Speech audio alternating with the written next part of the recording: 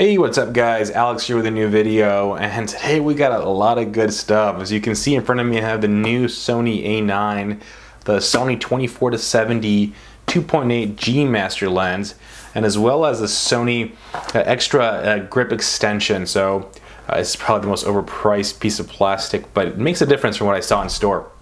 But guys, enough of, I guess, this. Let's go ahead and get to opening these boxes. So we'll start with the camera itself.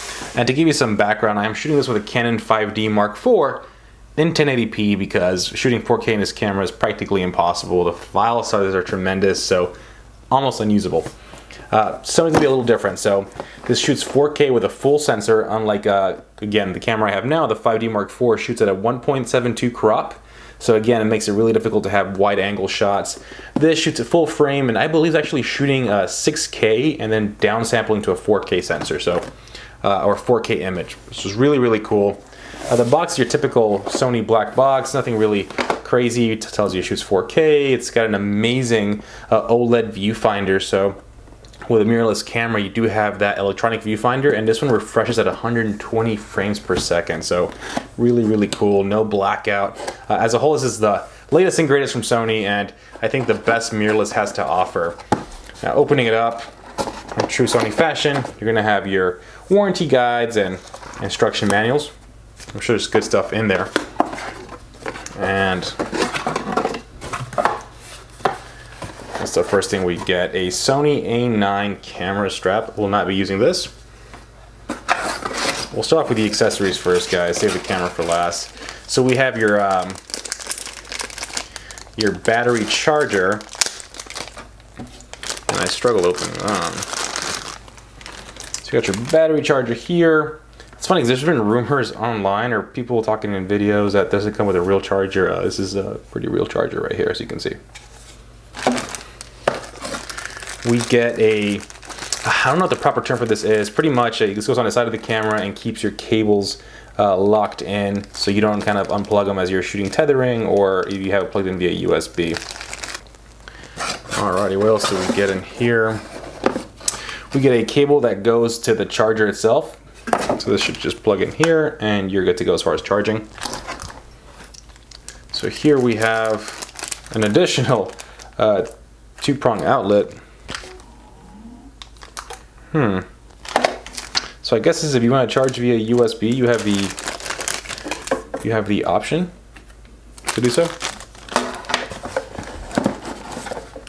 You have the new Sony battery. So this new battery, I believe, is over 2.5 times or 2 times bigger than the old Sony battery. And this one, from every reviewer online right now, it's getting great reviews. Let me go ahead and compare it to a Canon camera or Canon battery. So here I have the LP6, and as you can see, very similar in size.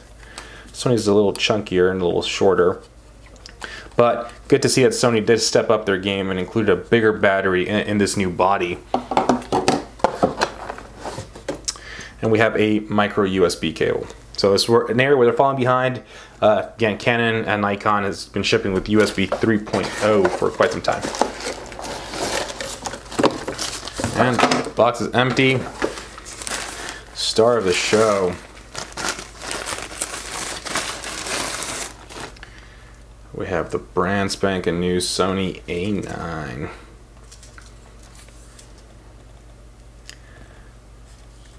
It's a very good looking camera. The grip. Now, some people, if you hated the previous Sony cameras, if you hate the small body, this is not going to change your mind. But I can tell you right now that the grip is a little deeper. You do have a firmer kind of grip right here. Now, keep in mind, I'm 6'4", so I have fairly large hands, and I don't mind this at all. Now, it is beneficial to have a little bit extra down here, and that's why I bought that grip extender. And let's go ahead and open that up now and see how that pairs up with the camera. So here I have the grip extension. Now, this is definitely overpriced, 130 bucks. And all you get is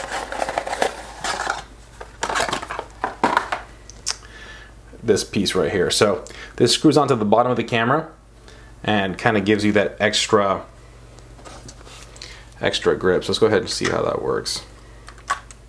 So this should just go in there like so. Now this is backwards compatible, so it does work with the A7R2 and A7S2 if you have it. And as you can see, if the camera gets a focus there, it does give you that extension right there, and it makes a difference. So when you hold it, all of a sudden I kind of have that extra support here in the bottom, and overall makes it just easier for me to get a good grip of it, and it doesn't look too bad, does it? But some cool additions to the new camera. Again, it's just Sony catching up here, but we do have a AF joystick. They moved the record button from the side here to the middle, which is a lot easier to access. We have a second dial on the top. Again, it's just the proper steps to go more professional, right? And here on the side, we do have finally 2 SD card slots. So if you're shooting professionally, for myself doing weddings, having 2 SD card slots is absolutely crucial. You never want to even leave a chance for an opportunity to miss, corrupt, or just have any pictures go missing from a wedding, right? You don't get a second shot at those. So again, very cool additions. Overall, really excited to see what this camera is capable of, and really excited to see how it pairs with the 24-70 G Master. So I'm actually going to do an unboxing on a separate video. That way this video is not too long. So I'll link it down below. Feel free to check it out as well. But guys, this is a quick unboxing of the Sony A9. I'll be doing a comparison between this and the Mark IV, and see if it's really worth switching, see what the differences are, see again how the pictures come out, the sensor differences, high ISO. Overall, I want to really compare them to see if it's worth selling my entire Canon kit or having an A9 and a 5D Mark IV for wedding. So guys, as always, thank you for watching this video. Please like, subscribe, and check out the next one. Have a good one.